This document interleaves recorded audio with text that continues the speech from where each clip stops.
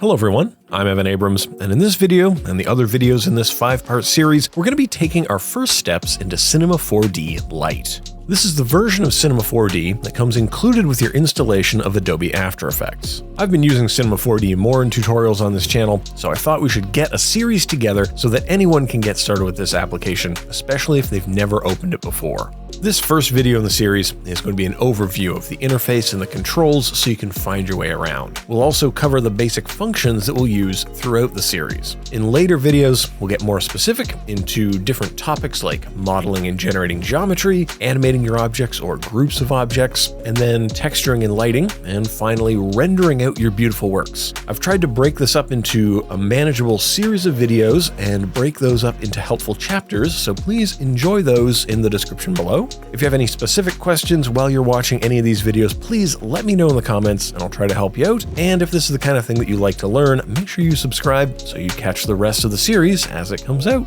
Now this prologue is getting a little bit heavy, so let's take our first steps into Cinema 4D Lite.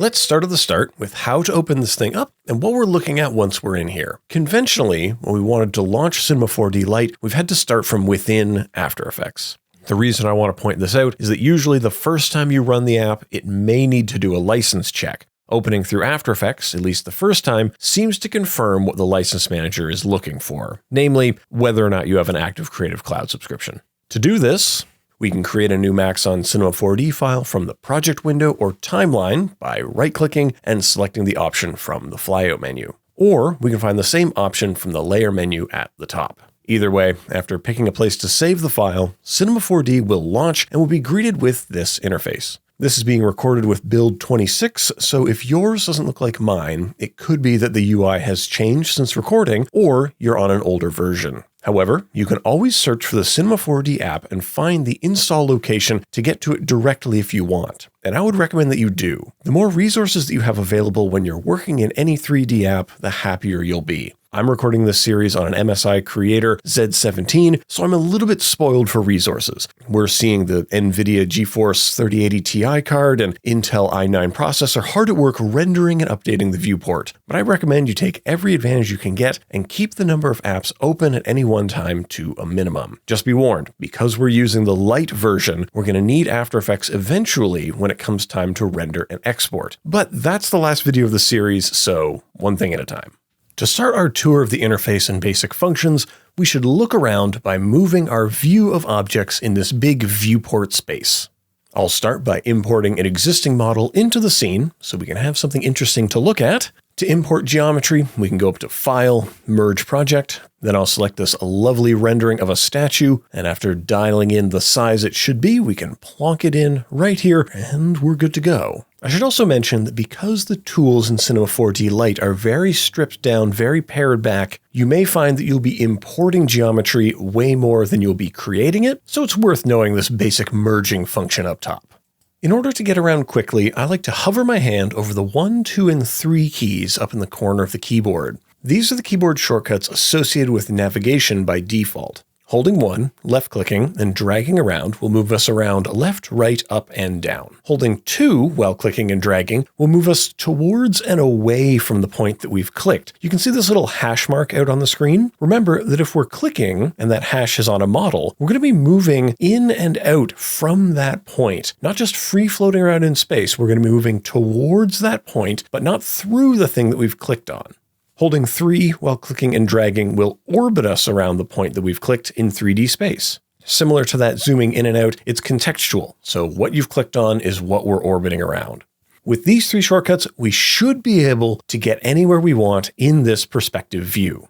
And of course, this is not the only way that we can view our scenes. Click up here in the top right of your view to this little square within a square, and we'll pop out of the single view into the 4 views that are typical of any 3D or CAD drawing software: top, right, left, and perspective. This is where you'll be very happy to have plenty of screen space to look at. I'm quite comfortable with this golden ratio monitor on the MSI here, especially because I tend to work in one view at a time. If you have a mouse with a middle button you can click, that will either expand the view that you have selected or return to the 4 view so you can really quickly go from 4 to 1 to 4, back into 1, zooming in and out to make the most of what screen real estate you have. It's important to know, though, that all these views are navigated exactly the same way as we just did in the perspective view. Holding 1 will help us move horizontally and vertically by clicking and dragging. Holding 2 will move us towards and away. And even holding 3 will tilt the view if you would like. Now, if you've made a mistake with your view and it looks bad or strange, use Command-Shift-Z to undo the change to just the view, or access the menu at the top of the view to go Undo View. This happens to me really often, so hopefully this tip will save you some frustration. One more thing about views and navigating. If you're on a touch-sensitive screen like this one, you may enjoy a more natural and humanistic way of finding your way around. Touching is clicking, so we can hold the 1, 2, or 3 buttons and touch the screen and move around. But if you just get 2 fingers in the mix, now we can pinch to move and swipe around, just like you would on any kind of tablet display. While we're talking about the views, we can change what we're actually going to see in the views. Under Display, we can choose what form of shading we want to see on our objects. Usually, we'll be toggling between Garage Shading and then Garage Shading but with lines so that we can enjoy the actual little lines, little wireframes that make up what objects are out here. Under Options, we can also turn on or off various levels of detail that we might want in these viewports. If we're working out light placement, for example, having shadows on will help us get a much quicker feel for how shadows are falling in the scene. I'll add a little light into the scene just so you can see how that might look as we move it around. What detail you need to turn on and off is going to change as you're working, but I hope this gives you that foundational control so you can at least find your way around to look at the things you want to work on. Now, it's not enough to look at things, we want to change things, and for that we need tools. All of our tools and commonly accessed windows are arranged around the middle space by default. They are grouped into some common categories, and while we can customize all of it, the way this is laid out by default is actually pretty helpful when it comes to thinking about what we're doing in here. But by far the best feature for finding anything you want is up in the top left. Or you can access it by hitting Shift-C, and that'll call open the Commander. Anything you can name can be called up in the Commander. Just start typing. I wish this existed in every app, every program, every room, every cupboard of my house. The big downfall there is that you need to first know the name of what you want, and particularly, you need to know what Cinema 4D would call that thing. It's for that reason that I want to point you to the second best thing in here, the help file. That's right, a tutorial about how to use Cinema 4D is going to tell you to use the help file. Have I lost my mind? No, because whenever I have a problem or confusion about some small edge case or corner of this app, I can find very detailed explanations of things in the help file. Maxon has one of the best, if not the best, help features ever created. Searchable, interlinked, cross-referenced. It is terrific, and you should not overlook this as the first place to look when you feel lost or you need more details or something is not working the way you intended. But let's have a look at some of the toolbars, some of the groupings, and we'll get into these common functions so you can start making some cool stuff. On the top line, we have buttons that will change how we're going to interact with the objects in our project. Here we can choose what features of a 3D thing we actually want to touch. This is often called a mode. For example, we might move the entire model around, or we could just move a vertex of the model, or just an edge, or just a face, or we could grab the texture that sits on the surface of the model. So we would say we're either in vertex mode, model mode. These buttons up here help us pick which mode we want to play in. So if you need to make granular changes to something, this is where we can look to get access to the specific feature you want to modify. We can even change where the axis of a model is located, just like you would with the Pan Behind tool in After Effects. This can be used to change the point that something rotates around, scales from, or is referenced to. Up here is also where you're going to find the toggles for snapping and the many options for snapping. This is great for precision work that needs to adhere to a grid. And would you look at this? I've turned on snapping, but notice there's no snapping happening. Now, if this happens to you, it's often because you need to define what grids and what features are being respected when it comes to snapping. So come into the snapping options. But when you want to modify what mode you want to play in, this is the place to do that. At the left, we have the selection tools and the basic transformation tools. We can choose how we want to select things by holding down when we click on this first box, currently set to live selection. In fact, anytime you see a little triangle below an icon, know that there are more things hidden under there for you to get into. Just hold down that mouse button and they'll expand out for you.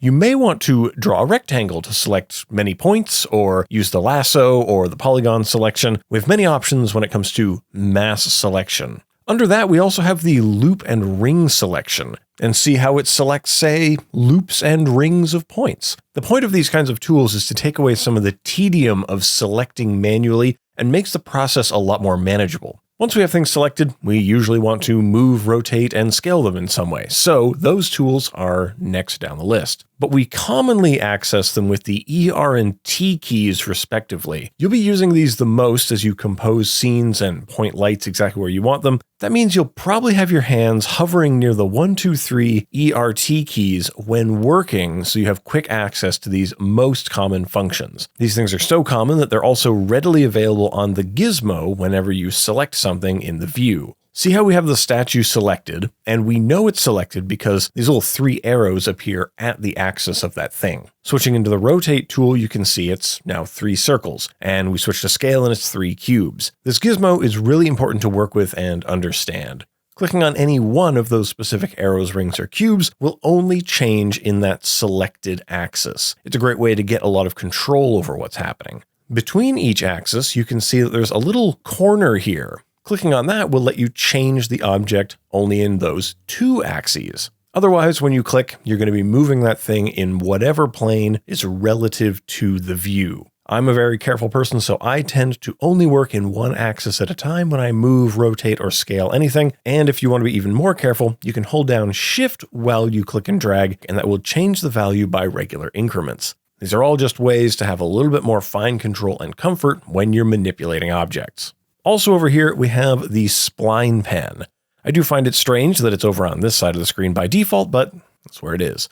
So if you ever need to draw a spline, you'll find this works just like any other pen tool you've touched, with one exception. That is, of course, that the points and handles are in 3D space. As I draw out here in the perspective view, looks nice and normal, cool curves, but when we go into the 4 view, notice that the line has been drawn kind of floating out in space. Typically, when we want to draw splines, we'll most likely be using one of those other 4 views, the top, left, or right, so that we can have a little bit more control and know where it's going to show up. I recommend you draw it in one view and then move the points in the others to get it into the 3D orientation that you would like.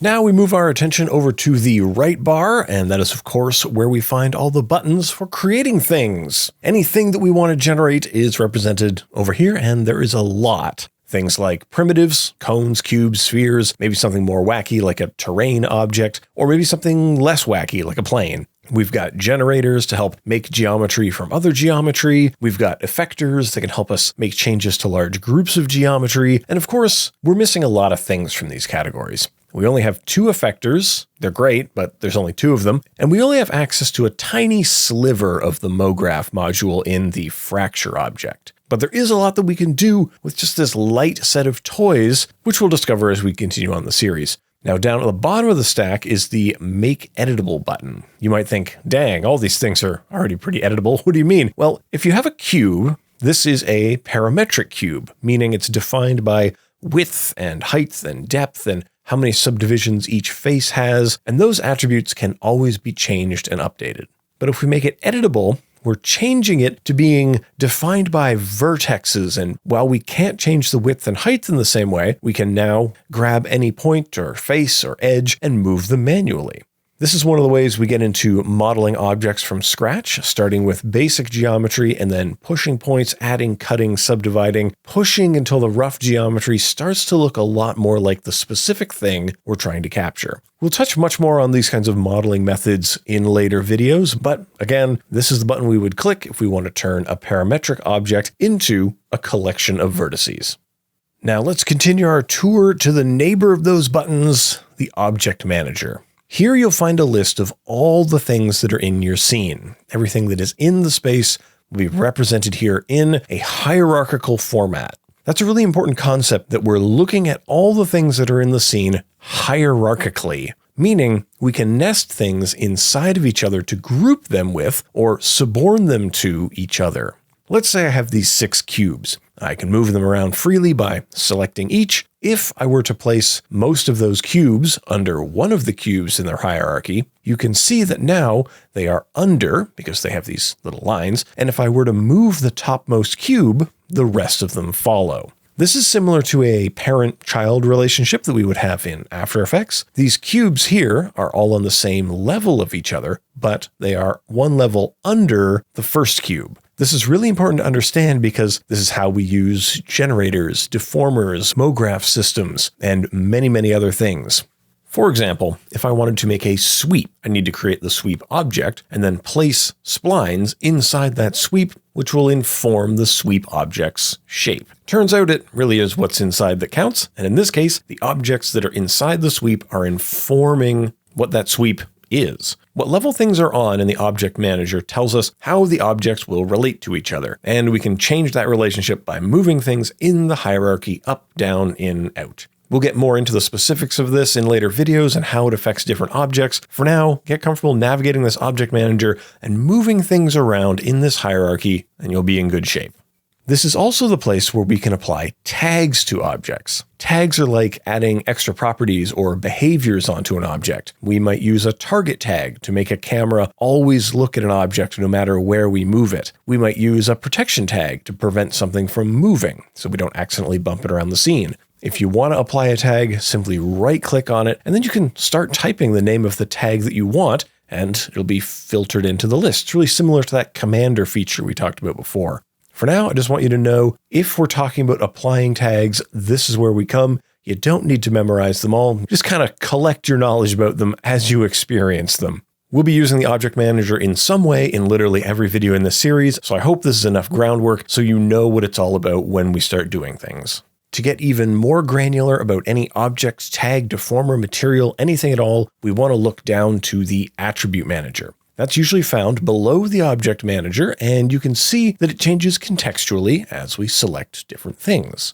It's also important to know that at the top of the attribute manager, we see these little tabs right under the name of what we're selecting. These are various categories of attributes. If you're ever lost in a tutorial, if they're talking about attributes, but you don't see the ones that they're talking about, you just might not have the correct tab open. And these tabs are also hierarchical. So you can see that we have the Fong tag in here, and by selecting it, we're now on another level. It's deeper, it's nested down, more tabs are showing up. So it keeps going deeper and deeper into specific things. But we can also go up, shallower, shallower. You see these arrows? We've got forward, backward, and up. Up will take us up one level in the hierarchy to select the attributes of what is above us in the hierarchy. Click it enough times and you will reach the project level. Or you can reach that by hitting Command or Control D. These are the settings for the entire project. Should you ever need to modify the units, the frames per second, the maximum time of the project, any project level thing, this is where you can do that. This is really useful when we need to add more frames to the animation or we want to conform the project to a certain frame rate. It's also really important to remember that just like in After Effects, everything is made of properties, here in Cinema 4D, everything is made of attributes. And because everything is made of attributes, we can change those attributes over time, which is how we ended up with animation. And that's a good reason to talk about the place we do animation, the timeline. Running along the bottom of the interface here, this is that timeline, the temple of animation. It might not seem like much right now because it's hiding all of its light under a bushel, so click on the little diamond over here on the left side and you'll expand the timeline. Now we're going to see the dope sheet, a representation of all the keyframes on all the attributes that we've added to the dope sheet. This is where we're going to manipulate attributes over time, just like we would manipulate properties over time in After Effects, using keyframes, which are the same as keyframes wherever you find them. That concept remains the same. If you want to set keyframes on an attribute, just click the little circle next to its value. You can see that changes its color. Then you might scroll through to a different time, enter a new value, click that little toggle again. Would you look at that? You've set some keyframes. We're going to be covering this in much more detail down the road in a separate video, so don't worry if it's not clicking for you right away. For now, I just want you to see that the theme of hierarchy again exists here in the timeline space. You can see attributes nested within groups. You can twirl down, twirling into them. And if you twirl even further, eventually we pop out into a little graph editor. This will look like the value graph in After Effects because it's a value graph. You can even switch to only see graphs by going into the curve editor. Along the top of this window, we have tools for selecting just what we want and making bulk changes. Selecting any single keyframe will bring up its attributes over in the Attribute Manager, and double-clicking any keyframe is going to bring up its value for doing really exact changes. But as I said, we're going to get into that separately in its own video. What's important to know right now is that this is the place we're going to come to in order to view and granularly change what is happening over time. Being able to navigate to and navigate around the dope sheet and curve editor is going to be critical. So remember, how do we move around a view? 1, 2, 3, we can use those same tools to navigate around in here as well. Getting conversational with this space is going to help you create animation quickly and efficiently, so I recommend you get comfortable navigating this space just as much as I recommend people get comfortable navigating the graph editor in After Effects. There's one more window you want to get comfortable with, and that's going to help us put a fresh coat of paint on any of these objects. That is the Materials Manager. There it is. And this will have all the materials that are available in this project. Yes, it's a little bit strange. These are not objects and therefore not found in the Object Manager, but they're unique enough to need their own little drawer.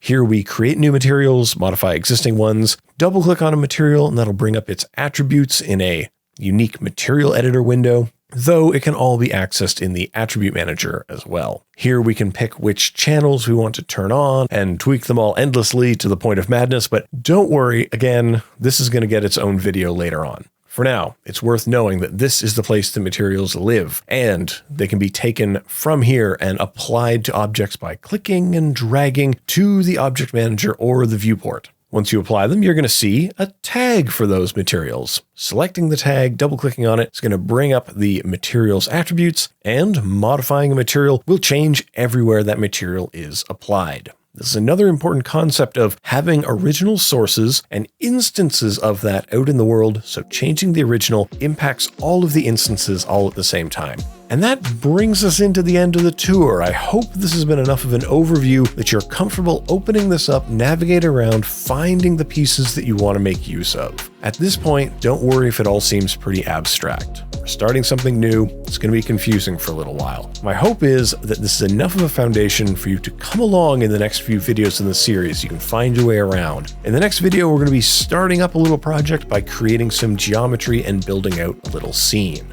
These videos will drop a few weeks apart, so make sure you subscribe so you know when that comes out. And in the meantime, if you have any questions, please do let me know in the comments. If you want to get at me in other places, find me on Twitter, find me on Instagram. I'm on Behance as well, at EC Abrams on those places, and really anywhere else on the internet. So until next time, stay creative, be kind to each other, and I'll see you all around the internet.